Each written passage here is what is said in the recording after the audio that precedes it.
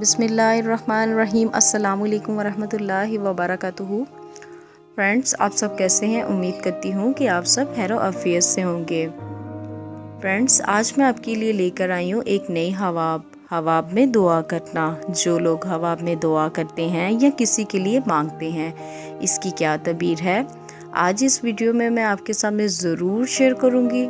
और friends, video को शुरू करने से पहले जिन लोगों ने मेरे चैनल को अभी तक सब्सक्राइब नहीं किया, मेरी इनसे रिक्वेस्ट है कि वो मेरे चैनल को ज़रूर सब्सक्राइब कर लें। और अगर आपको मेरी ये वीडियो अच्छी लगे, इसे लाइक करना ना भूलिएगा। और फ्रेंड्स, हम बढ़ते हैं आज की अपनी वीडियो की जानिब। ख्वाब में दुआ करना। हज़रत इब्न सरीन रहमतुल्लाह अलैहि ने फरमाया है कि ख्वाब में दुआ करना मुराद का पूरा होना है।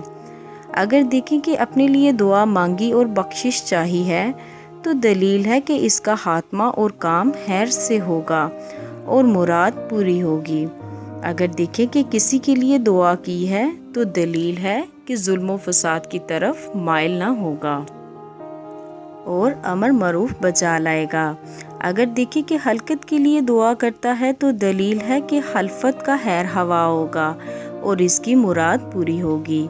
और अगर देखें कि खास दुआ मांगी है, तो दलील है कि इसके यहाँ फर्जंद पैदा होगा। हज़रत इब्राहिम करबानी रहमतुल्लाह अलैहि ने फरमाया है कि अगर देखें कि तरीकी में दुआ मांगी है, अगर नेक और पारसा है, तो दलील है कि हक़ ताला इसको बख्शेगा और इसकी मुराद पूरी होगी।